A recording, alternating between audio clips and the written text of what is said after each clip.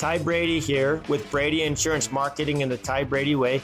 As a successful entrepreneur myself, I'm passionate in helping other entrepreneurs do the same as they rise from rags to riches and get inspired each week on the stories they tell here at the Ty Brady Way.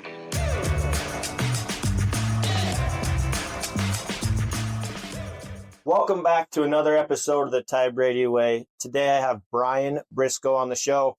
And, you know, this is a conversation a lot of people may not want. No, I'm just kidding. No, for sure. They may not be interested in, but no, Brian's a good dude. And just his background and what he's been able to do and how he got into his industry is awesome. As you know, we talk about successful entrepreneurs and inspiration that they can give to other people starting a business in whatever capacity or business that is.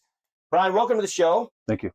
And you and I got introduced through my wife. That's right. And she was Miss Harriman, and she was on the float, and that's how we got to know each other. But, you know, you and I got talking about, you know, your background and where you've come from. And I kind of want to start there. So you moved a few years ago from California to Utah. Yep. And 5 years. You were going to semi-retire, right? I did it solid for about a year and a half. Okay. Maybe 2 years, but yes.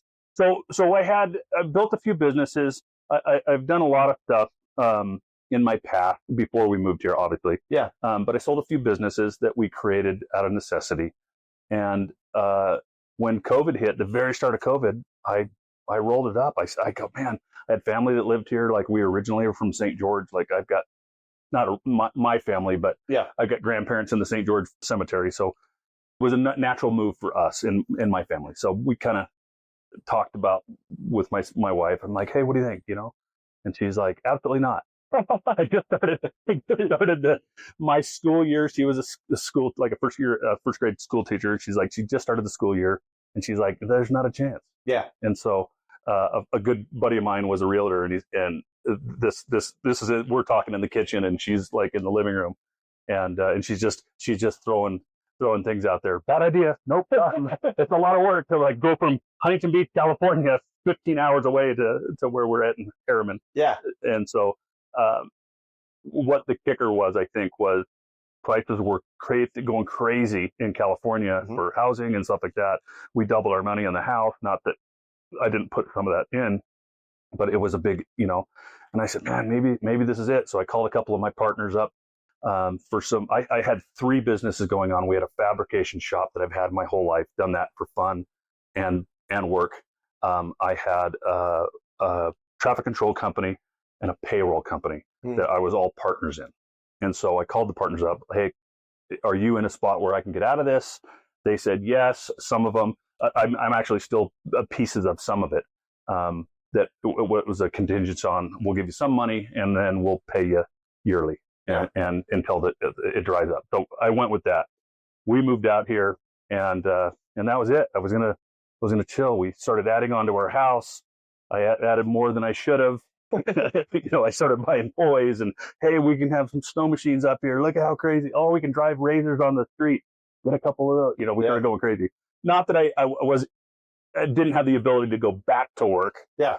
I still could have just throttled back and been the old man sitting in a rocker, you know, but that's just not me. I'm antsy and I want to get stuff done and I constantly want to do stuff. So, in the process of building our house, we called a septic pumping company out because the county of Salt Lake wanted proof that the septic tank was intact. So we called them out. I had my wife calling like a week later. This is holding permits up. So the anti side of me is going, hey, like what's going on? Why don't we have somebody out here?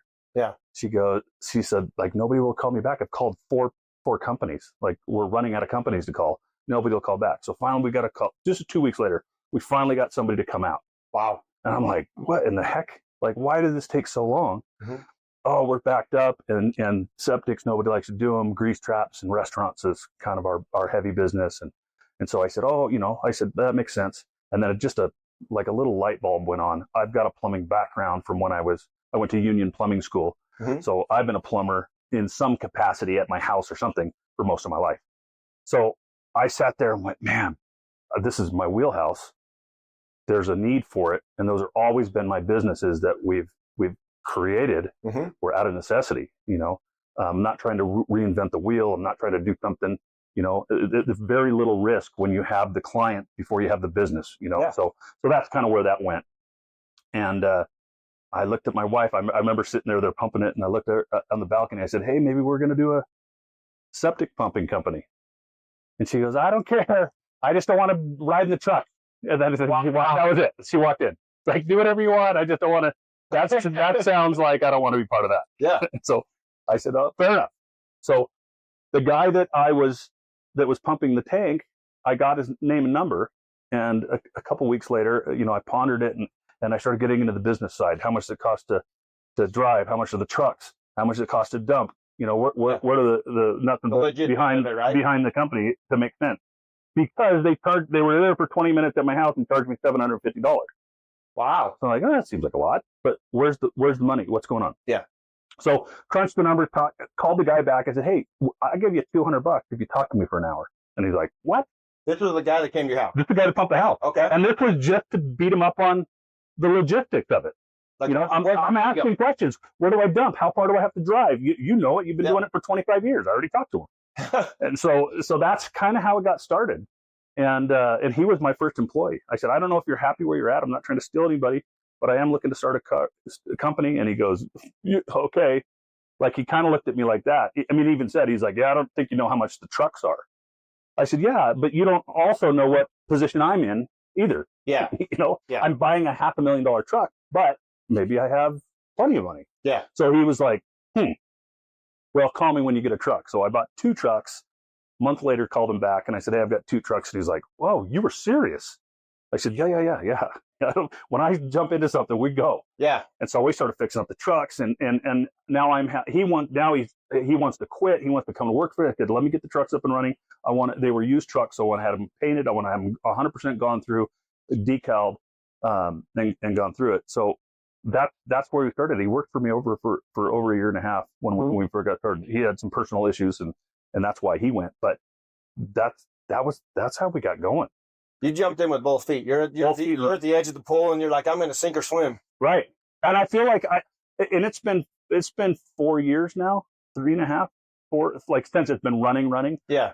Anybody that started the company knows you started a year before that. Sure. So it's been, the logistics are figured out now, but I still have that, like, we're sinking, gotta go. We joked about like, hey, when payroll starts going down, or not the payroll, the money for the payroll starts going down $1, yeah, you start looking around and panicking, going, And in the meantime, I'm building the company and building my house. You came by and saw it. Yeah, still not finished. Like, I set a toilet yesterday in the upstairs bathroom. Like, it's still going. So I'm trying to build that company, trying to build the house, keep the family, alive, get fed, and moving money like everywhere, trying to balance that out. And have you ever read a book called The 5 Money Languages? I have not.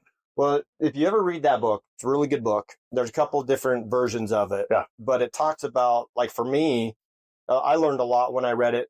I could have $20 million in the bank and still feel like it's not enough. Yes. Right? And yes. there's people that have money and they'll spend it as fast as they get it because of validation, right? And there's people that will never figure out money and just always be in debt. Yeah. And then I can't remember the other 2, but I just remember those first 3. But it helped me a lot. I'm like, oh, okay, so I'm this guy because it goes down. You mentioned the dollar. I'm like, anxiety, right? Yes. Like, oh crap, yeah. This ain't working. Yeah, isn't that funny how that works? And I think I probably fall right in between there, because I can go spend money on something that is like a boat. Yeah, and people go, "Oh, that's a lot of money," and then I won't want to spend it on a set of tires because I feel like I'm just throwing money in the trash. I let my wife drive her Cadillac till the cords were filling. Like, you got another couple months out of this, And so it's just kind of, it's really, yes, I would love to read that book, to be honest with you. Yeah. I can go through and point at all those people, all those different people, and go, "Oh, I wouldn't have done that." Yeah. And then some people are like totally good going week to week. Like, I'm freaking out. You're like, get that pressure. Yeah. So what did that first year look like after you bought the trucks? You're kind of rolling. I mean, what did that look like? How many 16-hour days? I mean, you're trying to get clients. Yeah. Okay.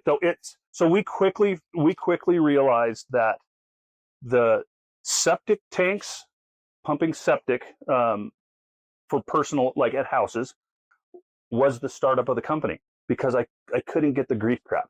So the grease trap of the restaurants go under contract a lot of times. So we started wanting to get those, and I would go to Taco Bell. Mm-hmm. Hey, oh yeah, well, we're on a 3-year contract with this company. I go, oh, okay.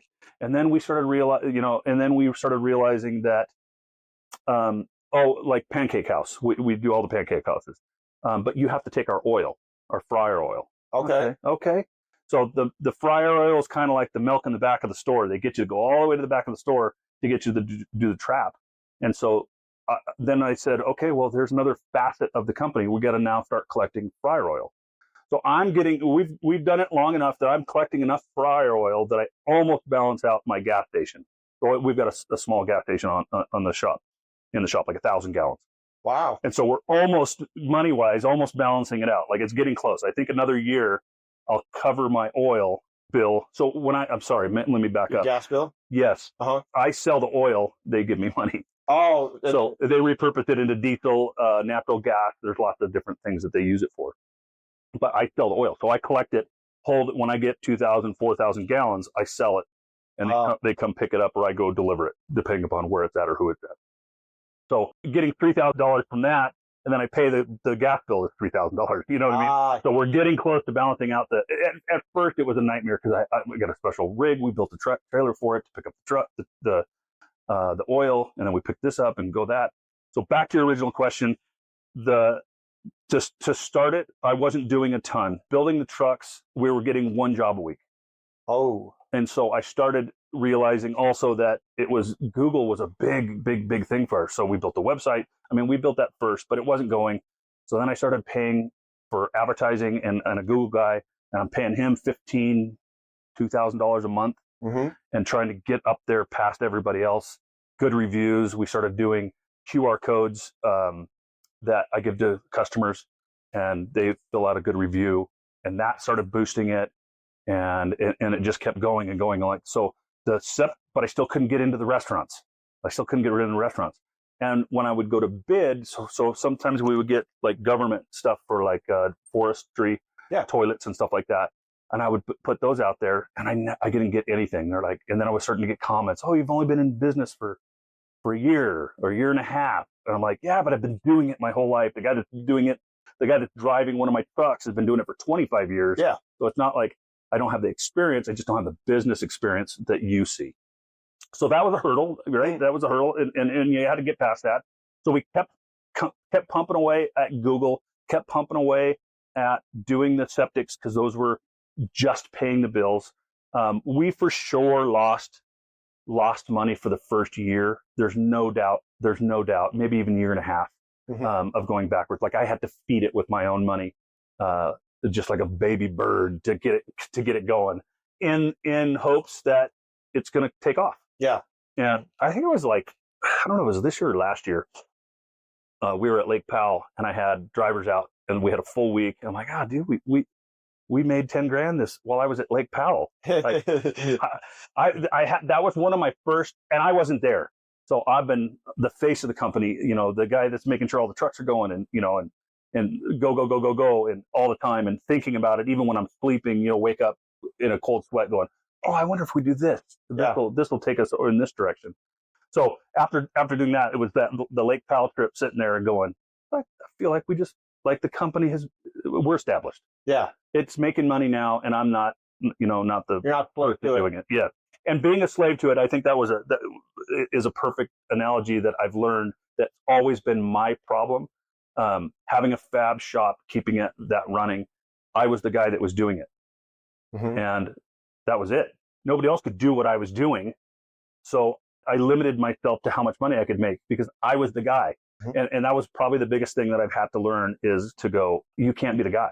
I was watching something the other day, and they said McDonald's runs it perfect. When a 16-year-old kid can run your business, and you're one of the most successful businesses. Yeah. He goes, you've got it set up right. And I'm like, oh, that's so true. And that's where I've been trying to like back out of it and just keep logistics and the sales side of things and back out of it. I've had many people on the show where that's that transition where they've done really well by themselves, right? And now they need to scale and they want to hire employees, right? And they struggle because it's not them. I've been there. I've been there, but in order to scale a business, it's the power of duplication of you. That's right. And at the beginning, they only be 50% of you, right? But you got to get them to 100%. So that when you're in PAL, you can enjoy. That's right. You can relax and not have to take crazy calls. That letting it go part is hard because nobody's going to care about that business like you do. Correct. You've got to know that. Like the best employee is going to be 70%. I would, the best employee ever is, he's still going to go, well, I'm still going home. Yeah. He's going to sleep. I go home and I'm still thinking business. Like worrying about payroll. Where are we at? Like those are conversations I have with my wife every day. She's the one that does the payroll schedules and stuff like that. So I said, I'm like, hey, what do we have? What's out in money? Mm-hmm. Are we what's owed? Where is it sitting? Because a lot of times that owed stuff takes us through the slow times. Mm-hmm. And when we have good times on top of good times, then we start putting it away and go, oh, hey, we're starting to be successful now. Yeah. So you've grown this business over the last 4 years, and you and I have talked. Where do you see it going in the next 3 to 5 years, 10 years? What's the strategy here? So I'm a huge. This is newer for me. I'm a huge thinker of what you're going to do with your company before you start it. I really, really think that you need to go. I asked you, and you're like, "Don't grow this thing." I'm like, "Oh, dude, I love it." I haven't made a decision yet. It's like, keep going. And I tell you why, because I've put so much money that I could have had my house finished by now. But I put so much money back into the business that I didn't need to, but I wanted another truck. Yeah. I wanted the security. If one's down, I don't miss appointments. So just continuing to dump that money, not dump it, but spend it smartly in the business. If I wasn't trying to grow the business, I wouldn't have done it that way. If I was trying to if I was trying to make money off it, I would be in that truck 24/7, working my butt off. And then I would have my son, who just turned 16 in that business as well. And I wouldn't be trying to grow it as much. I would be trying to milk every penny out of it. So somebody smarter than me said, hey, you need to know what you're going to do with the business before you start it, and that'll help you. My goal business has always been a 10-year plan, is to build this back up and retire again. Yeah, for real. And so I have a number that when I hit that number, that's what it is. And so back to the original question, were you busy when how did you start off? What was the first year look like? It was no grease traps. Now it's grease traps. So now I'm in with the restaurants. I do all of the Taco Bells in the Valley. Yeah. All of the pancake houses, all of the Cluck's chickens, there's lots of them now. And we got hundreds, maybe not quite hundreds, but a lot, almost maybe, 150, 200 grease traps that we do in the Valley. And so that number is like this. I crunch the numbers. So what that does is lines up my schedule and go, oh, I know how much I'm going to make this week. If I hit no more calls in, my schedule's full this week. And then we can just fill in. Like last night, I went out, do a job, got home at 11 o'clock last night. Wow. So grinded. Yeah, you'll still have to grind. And it never stops. And I would say 50% of our week is fill in emergency calls. So when I have someone's got a problem. Somebody's got a problem. There's a pump that's bad, there were backed up sewage everywhere. There's a grease trap. Like we did a hospital in Bountiful last night. They're like, it's coming in the facility. Were they a previous client, or they were not a previous client? So that came through a plumbing company, and I do lots of work, lots of emergency calls for lots of like the beehives, any hours, peak seasons, mountain. There's a bunch of them. I'm on the spot now, but probably 10 different plumbing companies. And I was a plumber, so I'm not just a good looking face out there. I can help out a little bit. I'm like, I would check up here. Like I was on the phone when I was driving home. I said, hey, you guys are going to jet it tomorrow. Here's what I found. This. Oh, hey, thanks. Now the other guy doesn't start in the hole. So hopefully that is allowing them to go, we're going to call this guy every single time because, it's a little bit of added help for us. Absolutely. Yeah. I sidetracked myself. I'm sorry. No, that's great. No, that's what the show's about, man. It's just Everybody always out there like, what's the show about? they're having a conversation and taking little tidbits out. It's great. So you got an extra strategy. One thing that I want to go back to is that you've sacrificed, your house, right? And a lot of people don't realize what sacrifice is. It may be money, but you could have built your house out, but you chose to scale a business and reallocate those funds. I'm sure some days your wife's cussing at you like, come on now, Brian, right? Yeah. Like my wife's like, I want to do this. I want to do that. If I don't wear a pair of shoes for a day, I have to dust them. We're in a dust bowl, of construction. It's slowly, like like I said, it's slowly getting better. Like the drywall's up and everything like that. But it's been 2.5 years since we dug a hole of the basement. But the sacrifice, sacrifice so much. And I hate to be that old guy that talked about the new generation, but I feel like just from hiring people and like people don't understand what there's all kinds of different sacrifices, right? We're not dying over, the sacrifice is not, we're struggling. Yeah. We didn't eat this week. It's, hey, I didn't get to do what I want to do as fast as I want to do it. Still a sacrifice though.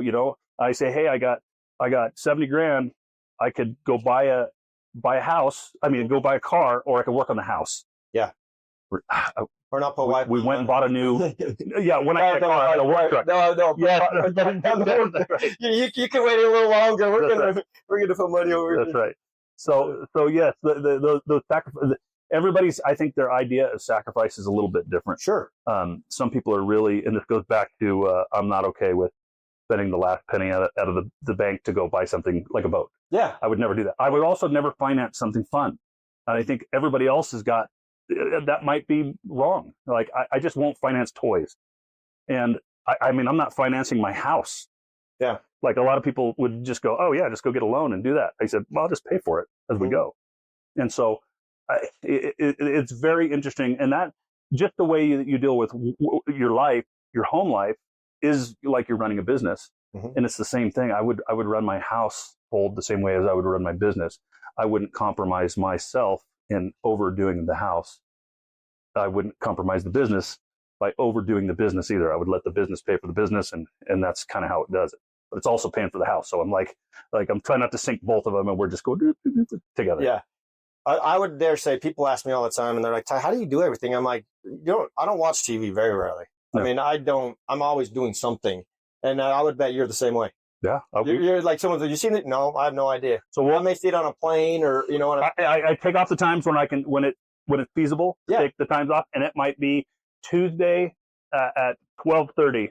I might sit down for half an hour, and just to regain myself and then get back at it. But I'll work on the house, or we'll work all day on the business, going out doing actual work and work, get home at 4, 5 o'clock, and then go to work on the house, and then say, okay, here's the next. I'm very goal setting, maybe not like journal guy, but every morning I'll go to bed, I'll look at my schedule for the next day. I've said, okay, this is going to take this long, this is going to take this long, and I really give myself pressure if I get a half an hour behind my own mental schedule. This is going to take this long, and we're going to go through it, and we're going to and we're going to go right through it, and everything's going to be good, and we're off. Yeah. And I do the same thing with the house. I'll look at it, I'm like, I need to set a door, set a toilet, and put the cabinets in. And you're not going to bed. And I should have that done by 12. Yeah. And it's 1 o'clock, and I'm starting to get antsy. I'm like, God, I've failed as a human. And that's not my wife's sitting in the background going, oh, Billy, I knew you were a jerk. I just didn't know why. But that's what I do. I'll start building my own pressure. And I think it's a good trait and a bad trait. It gets stuff done, but it also, raises your blood pressure. Yeah. And I don't know how to stop that, that wanting to get stuff done part. I've had a hard time because task driven. I'm a lot like that. I like to have a checklist. Here's what I want to get done today. Here's all the things, right? I've started to be like, okay, can I go make money over here and pay someone else to do this over here? Right. And it's been hard. And I don't think I haven't mowed my lawn in 10 years. Oh, that's the worst thing. But for the $75 a week, it's not even it's not even something else we started doing is Someone comes and picks up the laundry, brings it back folded. All I got to do is put it away. Is it your wife? No, he doesn't. That's my wife last time she's done laundry. But before that, it was me, me throwing a load in and then hoping to get in the dryer overnight to give it to my kids. Right. Yeah, those are things. But it was tough because I'm like, but now I'm like, it's been a little easier over time. I'm like, okay, can I help somebody else do what they're trying to achieve for the $35, $40 versus me doing it? I'm capable of doing it, but it's hard to give up. Yeah, if whatever you're doing is I put a monetary value to everything, and I just had this talk with my son. I said when you're buying stuff, man, everything you get is an investment, good or bad, and I'm talking food, like down to food. If you start looking at money like that, going, hey, I'm gonna go, I had a hard week this week or whatever, I'm gonna go out to a $200 Ruth Chris dinner. Nothing wrong with that every now and again. But could that $200, if you don't have, and I'm not talking about the rich guys, I'm just talking about the average. Yeah. Was that worth it? Was it worth it to just blow that? Or you could have put it over here and made good with it. I said, everything I buy, I look at and I'm like, okay, if I buy this car that's brand spanking new, drive it off the lot, we're going to lose 50% of that value in the first couple of years. If I buy it 2 or 3 years old, it's already lost that value. I don't have to pay it, but the car's still viable, and that would be more like work stuff. So, and everything I'll do just a little bit of a cost analysis on it, just to kind of go, hey, I can have that car. I can buy that car for $50,000 used, drive it for 2 years, put it to work, have it make me $1 million, sell it and break even. Yeah. Or close to it, lose 5,000. Or I could buy a brand new car, have it lose 50,000 in value, sell it in 2 years, and you lost. All I did was so every single solitary thing I do is got some sort of like little bit of like monetary. Is this monetary? Is it? Do I need this? Is it? Who cares? Am I going to get my money back? Like everything, even the house. I was like, again, so I drive with my son's 16 and he's been working with me in the while he's off school. So we have these conversations like every day. I said, hey, we've spent a lot of money in the house. Worth it? Is it money that I still have, or is it gone? He goes, it's gone. I go, what? We have a house now. What if I sold the house? The value of the house went up. So I still have that money. And he goes, oh yeah, I didn't think about it like that. I said, hey, you bought a motorcycle for $500 that's worth $2,500 because it was blown up. Yeah. We've gone through it, fixed it up, put $500 into it. Is that money gone that we've put into it? No, the value just got raised. And now you've got a motorcycle that's maybe $500 positive. Yeah. And you get the enjoyment out of it. And you get the enjoyment, and we learned and we did something together as a family. Yeah. So I think that's the entrepreneur in most of us. Yeah. I think that's the difference between, we used to talk a lot. I used to have a lot of meetings. I used to work for Southern California at Edison for a small stint. And we would have 100 guys under us, and we would sit in those meetings, and we've kind of talked about this a little bit. And you start listening to everybody's problems of what their problems are. If you go to the lowest guy, and but I don't want to bag on this, I'm just using it as an example, as the janitor, the guy that's his concerns and bothers are he didn't get clean rags, or his mop bucket's dirty, or somebody went to throw something in the trash and they missed the trash can. Now he's got to pick. Those are his complaint concerns. And then you kind of go up to the next person that's sitting in this desk, and his complaints are that the air conditioning's at the wrong temperature. Whatever, you know what I mean? As you work yourself up through that list of people, and now you're talking to the guy that has 100 people under him, and listen what his complaints are. They're not, the air conditioning's not running. They're like, hey, Bob just took off Friday and left all this work for me, or whatever. Now I got to figure this out. And then you go to his boss. I sat in a meeting. So I worked for a Fortune 500 company that was worldwide. I was on the West Coast from Texas over. We would meet with the Bobs, the big guys. And I remember we were trying to get rid of this person. And this guy's last name was on the board. It was on our sign. So you know who he is, right? I think that's the entrepreneur in most of us. I think that's the difference between, I used to have a lot of meetings. I used to work for Southern California at Edison for a small stint. And we would have 100 guys under us, and we would sit in those meetings, and we've kind of talked about this a little bit. And you start listening to everybody's problems of what their problems are. Mm-hmm. If you go to the lowest guy, and I'm not, but I don't want to bag on this. I'm just using it as an example, as the janitor, the guy that's this, his concerns and bothers are he didn't get clean rags, or his mop bucket's dirty, or somebody went to throw something in the trash and they missed the trash can. Now he's got to pick. Those are his complaints, concerns. And then you kind of go up to the next person that's sitting in this desk, and his complaints are that the air conditioning's at the wrong temperature. Whatever, you know what I mean? As you work yourself up through that list of people, and now you're talking to the guy that has 100 people under him, and listen what his complaints are. They're not, the air conditioning's not running. Mm-hmm. They're like, hey, Bob just took off Friday and left all this work for me, or whatever. Now I got to figure this out. And then you go to his boss. I sat at a meeting. So I worked for a Fortune 500 company that was worldwide. I was on the West Coast from Texas over. We would meet with the Bobs, the big guys. And I remember we were trying to get rid of this person. And this guy's last name was on the board. It was on our sign. So you know who he is, right? He's a big guy. And he flew in from New York, and I'm sitting there. I want to get rid of this guy, and I only got one guy under that's over me before him, and I'm like, dude, I want to get like this guy's the worst person, like a bad person, I said, not only that, he's done this, and this. I said, we have it. I said, I got a guy quitting because of him. I said, let's get rid of him, and he goes, it's not going to happen.